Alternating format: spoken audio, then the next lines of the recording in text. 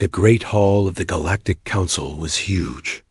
It could hold thousands of beings from different worlds. Today, it was full of strange creatures that Lisa had never seen before. Some looked like giant insects. Others were made of crystal that sparkled in the light. There were beings that floated in the air, and others that moved on many legs. Lisa sat in a small chair near the back. She felt very small and alone. 3 days ago, she had been a normal scientist working on Earth. Then, a strange hole opened in space near her lab. Before she knew what happened, she was pulled through it and ended up here. The aliens had been kind enough. They gave her food she could eat and air she could breathe. But most of them looked at her like she was a curious pet. None of them seemed to think humans were important. Not at the front of the hall. A tall alien with 4 arms was talking. His name was Zethkar, and he came from a place called the Vorthan Empire. His skin was blue, and he had large yellow eyes. When he spoke, a machine changed his words into English so Lisa could understand. "My friends," Zethkar said in a loud voice, "we have found another young race trying to fly in space. They call themselves humans. They live on the 3rd planet around a small yellow star." Many of the aliens started making noises. Lisa realized they were laughing. The sound was strange because each type of alien laughed differently. Some made clicking sounds. Others hummed. A few made musical notes that reminded Lisa of wind chimes. A creature made of living rock spoke up. Its voice sounded like stones grinding together. Another race that thinks fire rockets will take them to the stars. How funny. Lisa's face turned red. She wanted to stand up and tell them that humans were smart. But she knew they would not listen.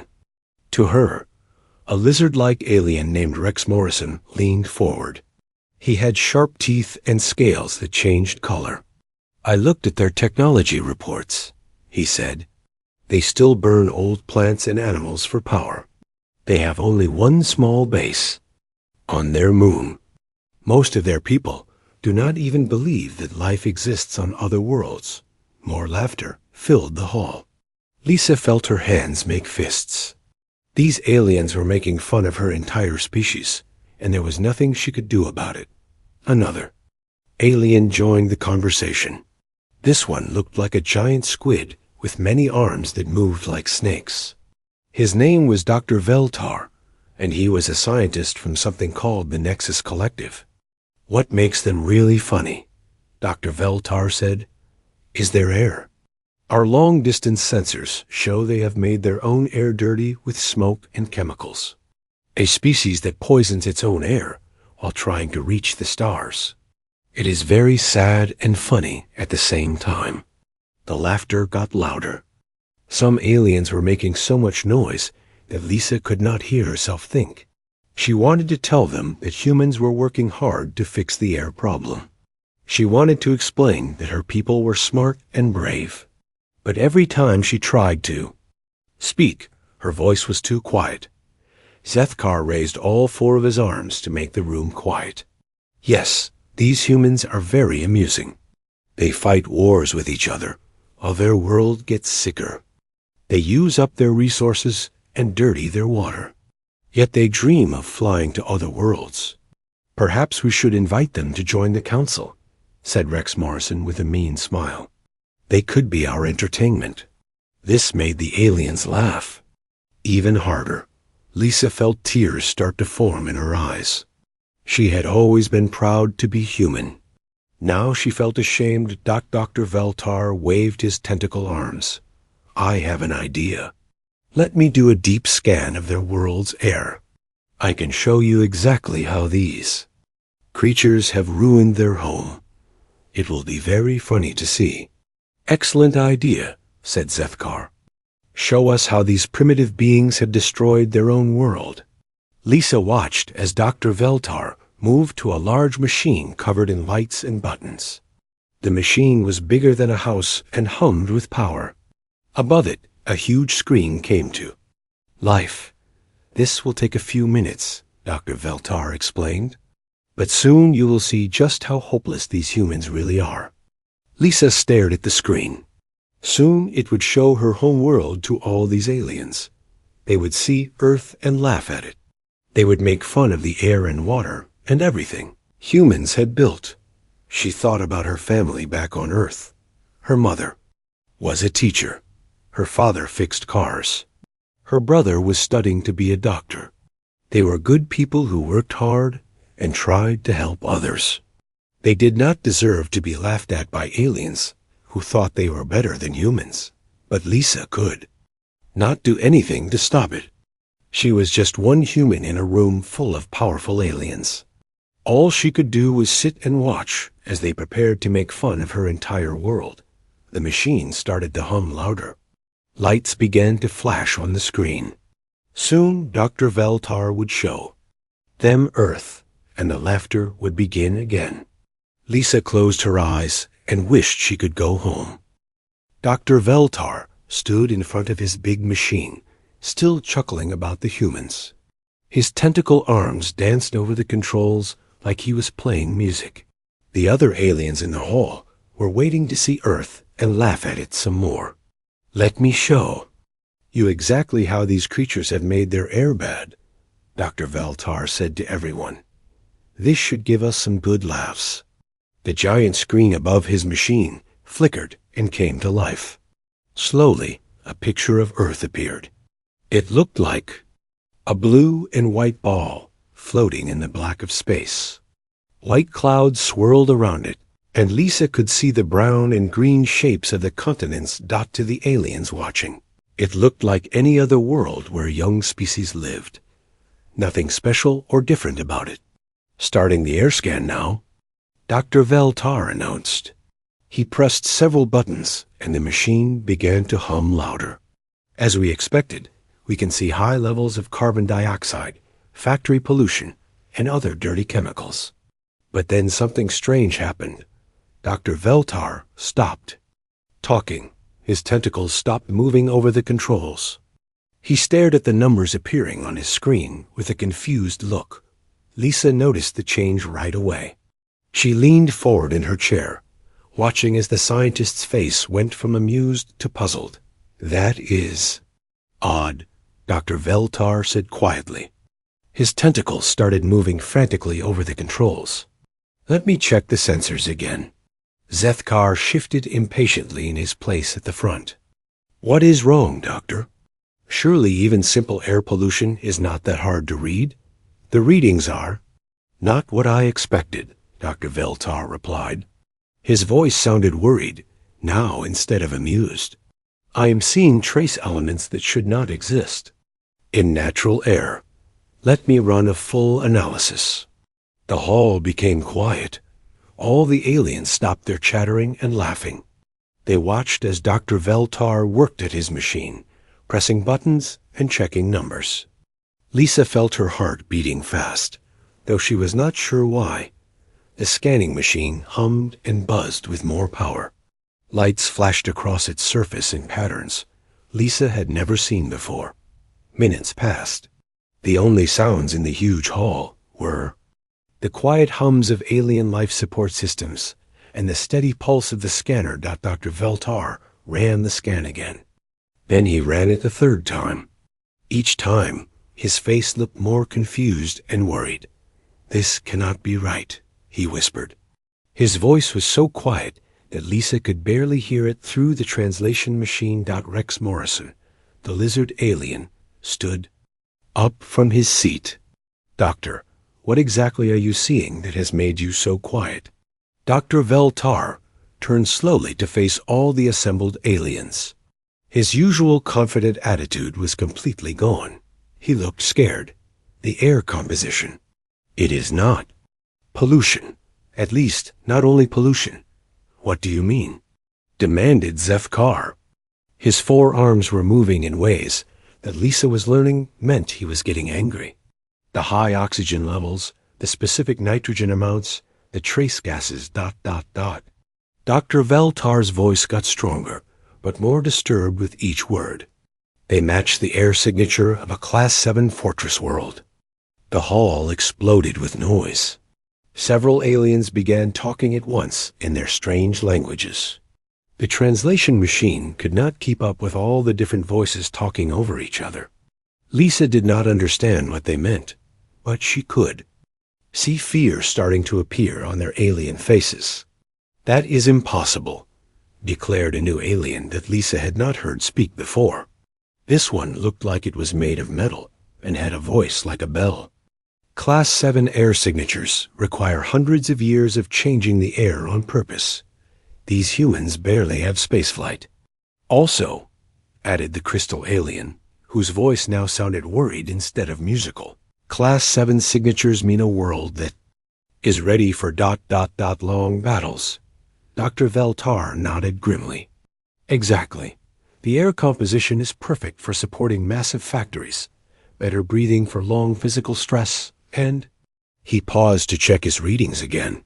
Protection from radiation. Lisa finally found her voice. What exactly is a Class 7 fortress world? The hall became completely silent again. Every eye, sensor, and alien organ turned to look at her. Rex Morrison was the first to speak. His voice was low and filled with something that sounded like respect. For the first time since Lisa had arrived, a Class 7 fortress world is a planet that has been specially changed to support people in a state of total war. Every part of the environment is made perfect for maximum factory output, population endurance, and military effectiveness. The air changes alone, continued Dr. Veltar, would require technology hundreds of years beyond what our scans said these humans have. Unless ... Unless what? Lisa asked, though part of her was starting to suspect the answer would not be good. Sefkar finished the thought. His forearms were moving in what Lisa was learning meant deep worry among his people. Unless they did not change their air artificially. Unless they evolved on a world that was already perfect for war. The words hung in the air like a heavy weight. Lisa stared at the aliens as they stared back at her. Suddenly, she understood why they had stopped laughing. They were not looking at her like a curious pet anymore. They were looking at her like she was dangerous. The silence in the council hall was so thick that Lisa could almost feel it pressing down on her. Dr. Veltar stared at his readings, running the scan of Earth's air for the 4th time. His snake-like tentacles hung still at his sides, no longer, dancing over the controls. Doctor, Zethkar's voice carried a note of irritation mixed with worry. What exactly are you seeing that has made you speechless? Dr. Veltar slowly turned to face the assembly. His usual confident behavior was completely gone. The air composition. It is not pollution. At least, not completely. What do you mean? Demanded Rex Morrison. His lizard-like features showed. The first real signs of concern Lisa had seen. The high oxygen levels, the specific nitrogen ratios, the trace gases ... Dr. Veltar's voice grew stronger, but more disturbed with each word. They matched the air signature of a Class 7 fortress. World. The hall erupted in chaos. Several aliens began speaking at once in their native languages. The translation machine struggled to keep up with all the overlapping conversations. Lisa did not understand what was so important about this classification, but she could see fear creeping into their alien faces like a disease. That is impossible, declared a tall alien that looked like it was made of flowing metal. Class 7 air signatures require centuries of terraforming and industrial modification. These humans barely have spaceflight. Moreover, added the crystal being, their musical voice now harsh and discordant, Class 7 signatures indicate a world prepared for extended conflict. Dr. Veltar nodded grimly. Exactly. The air composition is optimized for supporting massive industrial production, enhanced breathing efficiency for prolonged physical stress, and he paused, checking his readings again with shaking tentacles. Radiation resistance. Lisa finally found her voice again. What exactly is a Class 7 fortress world? You keep saying that, like it means something terrible. The chamber fell silent. Again, every eye, sensor, and optical organ turned toward her. Rex Morrison was the first to speak, his voice low and filled with something approaching respect for the first time since her arrival. A Class 7 fortress world is a planet that has been specifically modified to support a population in a state of total war. Every aspect of the environment is optimized for maximum industrial output, population endurance, and military effectiveness. Felt her stomach drop. You mean like a military base? Not a base, said another alien she had not heard speak before. This one looked like a walking tree with glowing fruit for eyes. An entire world turned into a weapon. The air, the water, the soil, everything is changed to help warriors fight better and longer. The air modifications alone, continued Dr. Veltar, his voice shaking now, would require technology centuries beyond what our scans indicated these humans possess. The precision needed to balance oxygen for enhanced performance, nitrogen for mental clarity, and protective trace gases. It should be impossible for a species at their development level. Unless what? Lisa asked, though she was beginning to fear the answer. Zethkar finished the thought, his forearms moving in gestures that Lisa now recognized as signs of deep fear among his species. Unless they did not modify their atmosphere artificially. Unless they evolved on a world that was already optimized for war. The implications hit the room like a physical force. Lisa watched as aliens who had been laughing at humanity just minutes before now looked at her with something approaching. Terror. Wait, Lisa said, trying to understand. You are saying that Earth's air is perfect for fighting wars? Not just perfect, replied Dr. Veltar, his tentacles now trembling as he read more data. Your air is more than perfect. It is weaponized. The oxygen concentration would cause cellular damage in most of our species within hours. The nitrogen levels would cause brain problems in 89% of known life forms. And the trace gases? He paused, his voice dropping to a whisper. The trace gases include compounds that we use in military-grade atmospheric weapons. Lisa's mind reeled. You are saying we are poisonous? Not poisonous, replied a new voice. It belonged to an alien that looked like a giant spider made of silver metal. Weaponized. Your entire species has evolved to be living weapons of war. Rex. Morrison stood up, his reptilian features grave. There is more. Our military analysts have been reviewing your species' historical data while we waited for the atmospheric results. You call it human history. But what we see is a detailed record of continuous warfare spanning thousands of years. Lisa wanted to argue, but she knew he was right. Human history was full of wars, battles, and conflicts. She had always thought that was normal. Every major advancement in your technology, Rex continued, has been driven by conflict. Your industrial revolution, your electronics, your materials science, even your space program. All of it developed from military necessity. Dr. Veltar added his own disturbing observations. Your species has survived multiple extinction-level events. Ice ages, volcanic eruptions, plague outbreaks that would have wiped out entire civilizations. And you not only survived, you thrived and became stronger. What are you saying? Lisa asked, though she was starting to understand. We are saying, Zethkar replied slowly, that your species did not develop on a normal world. You developed on a world that was trying to kill you every single day. And instead of dying, you became killers yourselves. The crystal being chimed in with harmonics that sounded like funeral music. Our xenobiologists are reviewing the data now. Preliminary reports suggest that human bone density is 40% higher than any other known sentient species.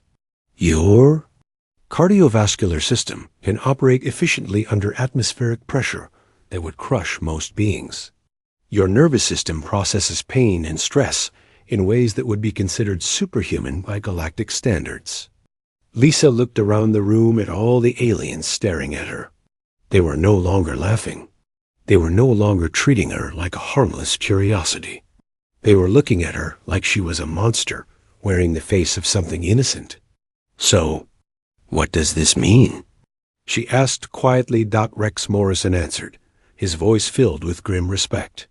"It means, Dr. Chang, that we have made a terrible mistake. We thought we were looking at a primitive species, trying to leave their world to explore. Now we realize we are looking at a species of natural-born warriors who have finally outgrown the need for a world designed to kill them." The chamber remained silent as the full implications settled over everyone present. Somewhere in the back of every alien mind was the same uncomfortable question. What would a species like humanity do when they reached the stars? The news of Dr. Veltar's discovery spread through the Galactic Council like wildfire. Within hours, emergency meetings were called. Military advisors were brought in from across the galaxy. Scientists who studied alien biology were asked to review the data about humans. Lisa sat in her small quarters, trying to process what she had learned. Through her window, she could see alien ships arriving at the council station. Some were massive warships that bristled with weapons.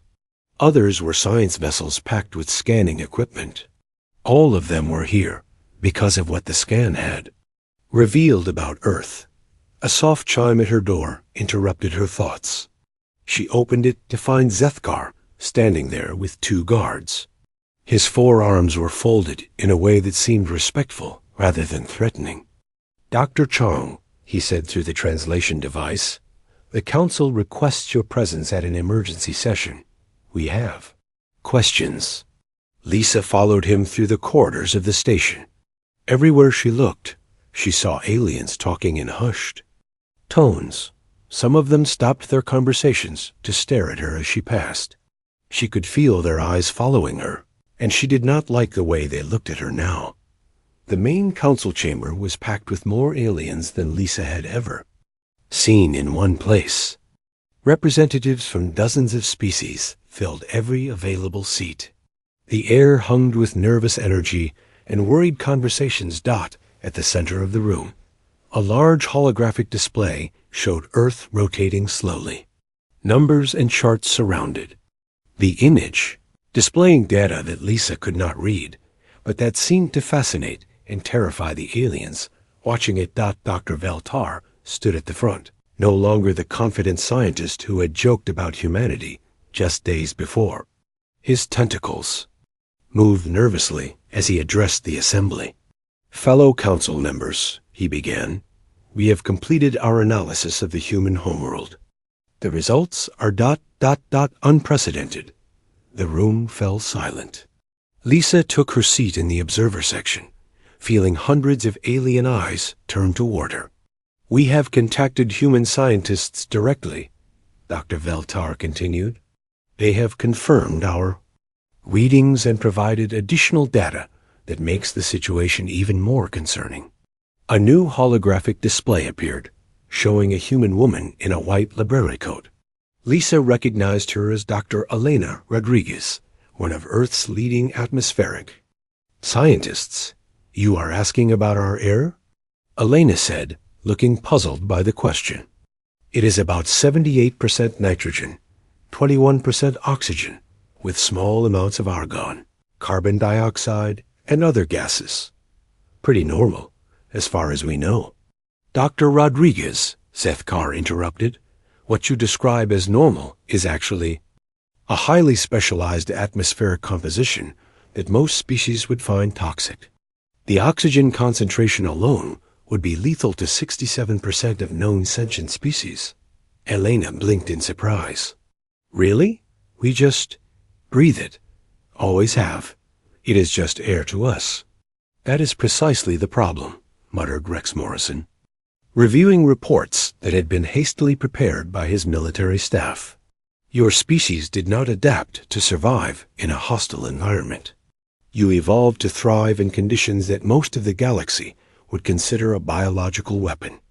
Lisa watched as the full picture became clear to the assembled aliens. Dr. Veltar presented his findings with growing alarm in his voice. Earth's atmospheric pressure is 43% higher than galactic standard. The oxygen concentration would cause cellular damage in most species within hours. The nitrogen levels would induce neurological impairment in 89% of known life forms. And the trace gases? He paused, his tentacles trembling slightly. The trace gases include compounds that are used in military-grade atmospheric weapons. You are saying we are poisonous? Lisa asked, genuinely confused. Not poisonous, replied. A new alien that looked like a walking crystal formation.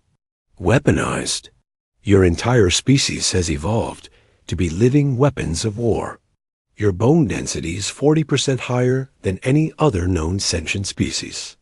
Your cardiovascular system can operate efficiently under atmospheric pressure that would crush most beings. Your nervous system processes pain and stress in ways that would be considered superhuman by galactic standards. The revelation sent shockwaves through the chamber. Species that had been casually dismissing humanity as primitive were now reevaluating everything they thought they knew. Rex Morrison stood up, his reptilian features grave. There is more. Our military analysts have been reviewing your species' historical data. You call it human history, but what we see is a detailed record of continuous warfare spanning millennia. Every major advancement in your technology, he continued, has been driven by conflict. Your industrial revolution, your electronics, your material science, even your space program. All of it developed from military necessity. Lisa felt her face flush with embarrassment. It was true. Humans had invented rockets to use as weapons before they used them to explore space. They had developed computers to calculate artillery trajectories. Even the internet had started as a military communication system. Dr. Veltar added his own disturbing observations.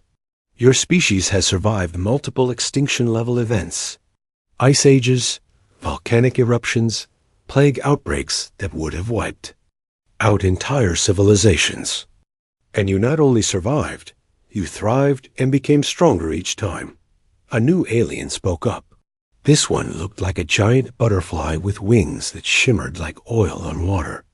Our xenobiologists have completed their analysis of human physiology. The results are ... terrifying. A holographic display showed a human figure next to figures representing various alien species. The differences were stark and disturbing. Human muscle density is 3 times higher than the galactic average.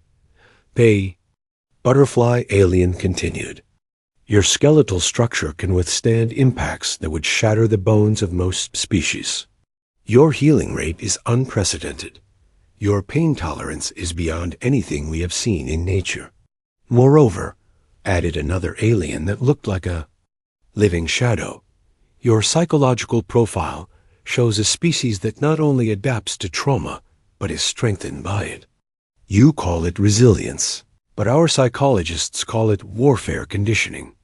Lisa looked around the room at all the faces staring at her. Fear, respect, and something approaching awe mixed together in their alien expressions. What does this mean for humanity? She asked quietly. Zethkar answered, his voice carrying a weight that had not been there before. It means, Dr. Chung, that we have been looking at this situation backwards. We thought we were observing a young species trying to leave their cradle world to explore the galaxy. He paused, his 4 arms gesturing in what Lisa now recognized as a sign of deep respect among his people. Now we understand the truth. Humanity is not trying to leave Earth to explore. You are trying to leave Earth because you have finally outgrown the need for a world that was designed to kill you. The chamber remained silent as the implications settled over everyone present. Lisa realized that everything had changed. The aliens were no longer laughing at humanity. They were no longer seeing humans as primitive or harmless. They were seeing humans as something far more dangerous, a species of natural-born warriors who were about to be unleashed upon the galaxy. 3 weeks had passed since Dr. Veltar's atmospheric scan changed everything. The Galactic Council station buzzed with activity as representatives from every major power in the galaxy arrived for what was being called the most important session. In recorded history, Lisa walked through the corridors and noticed how different things were now. Aliens who had ignored her before now stopped to bow respectfully when they saw her. Guards who had treated her like a curious pet now saluted when she passed. The change was both flattering and frightening. She entered the main council chamber to find it packed beyond capacity. Species she had never seen before filled every seat. Some had traveled from distant galaxies specifically to attend this meeting. All of them were here to discuss what had become known throughout the galaxy as the human question. Zefkar stood at the central podium, his 4 arms moving in formal gestures. "Fellow council members," he began, "we face a situation unlike any in our recorded history. We have discovered a species that appears to be naturally evolved for warfare on a scale we have never encountered." The crystal being chimed in with harmonics that sounded like funeral bells. "Our analysts have completed their review of human physiological data. Their muscular density, bone structure, and cardiovascular capacity exceed that of any known warrior species by significant margins. And this is their baseline civilian population." Lisa shifted uncomfortably in her seat. They were talking about humans like they were weapons, instead of people. Dr. Veltar stepped forward to present what he called the final analysis. His tentacles moved nervously as he spoke. "We have identified the source of Earth's unique atmospheric composition. The planet has experienced 14 major extinction events over the past 500 million years. Each time, life not only recovered, but evolved to become more resilient, more adaptable, more aggressive." He activated a holographic display that showed Earth's history in fast forward. Lisa watched as her world went through ice ages, asteroid impacts, volcanic eruptions, and mass extinctions. Each time, life came back stronger than before. "Earth is not just a fortress world," Dr. Veltar continued, his voice carrying a note of awe mixed with terror. "It is a crucible world. Every species that survived there was forged by centuries of the most brutal natural selection imaginable." Lisa finally understood what they were saying. Earth had not been a kind mother to humanity. It had been a harsh teacher that killed the weak and trained the strong to be killers. "You are afraid of us," she said quietly. The chamber fell completely silent. Hundreds of alien eyes turned to look at her. Rex Morrison nodded slowly. "Dr. Chang, your species represents something we have never encountered.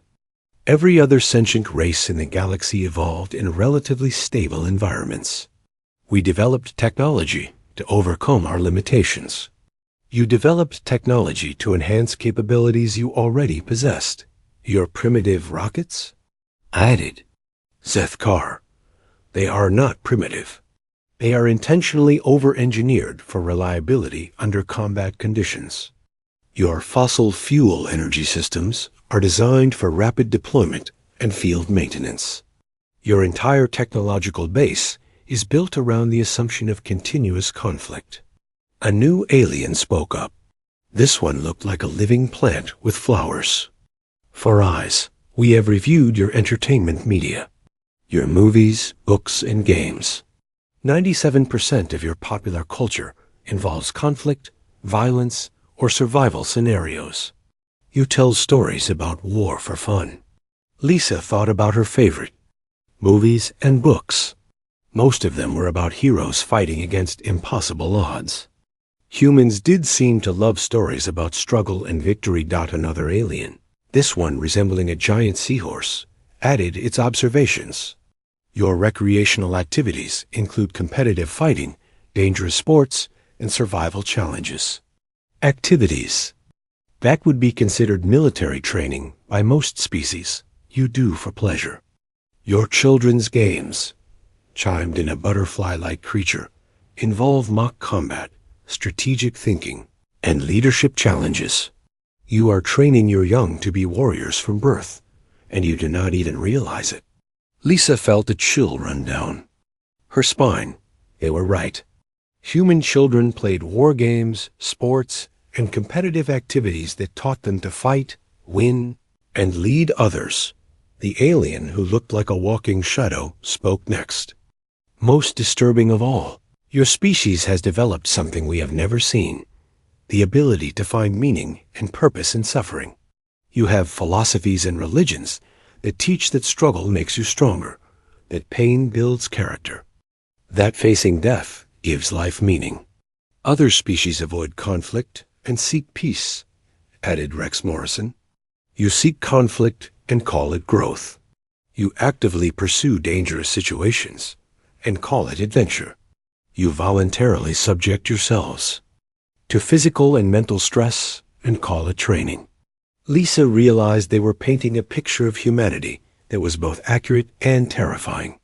Humans did seem to thrive on challenge and conflict in ways that other species found incomprehensible. A massive alien that looked like a walking mountain delivered what seemed to be the final assessment. The Galactic Council has reached a unanimous decision. Humanity will be granted immediate full membership status, with all rights and privileges thereof. Additionally, any species wishing to engage in hostile action against Earth will be considered to be in violation of the galactic peace accords and subject to immediate military intervention. Lisa was stunned. But we have not even achieved faster-than-light travel yet. We are still fighting among ourselves. We have pollution and poverty and war. Dr. Chong, Rex Morrison replied, your species achieved something far more impressive than faster-than-light travel. You survived Earth. In the galaxy's assessment, any species capable of that feat is worthy of our respect and, frankly, our caution. The crystal being chimed in agreement. We are also establishing a special diplomatic protocol for humanity. Any first contact between humans and other species must be carefully managed to prevent misunderstandings. What kind of misunderstandings? Lisa asked. Zethkar answered with his arms moving in what she now recognized as signs of deep concern. The kind where your people might accidentally start a war by doing what comes naturally to you, competing, challenging authority, and pushing boundaries. As the session ended and the various delegates began filing out, Lisa remained in her seat. She was processing what she had learned about her own species.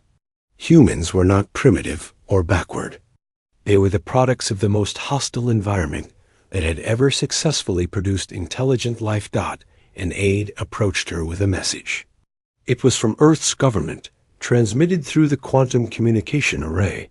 They wanted to know when she was coming home and what she had learned about the galaxy.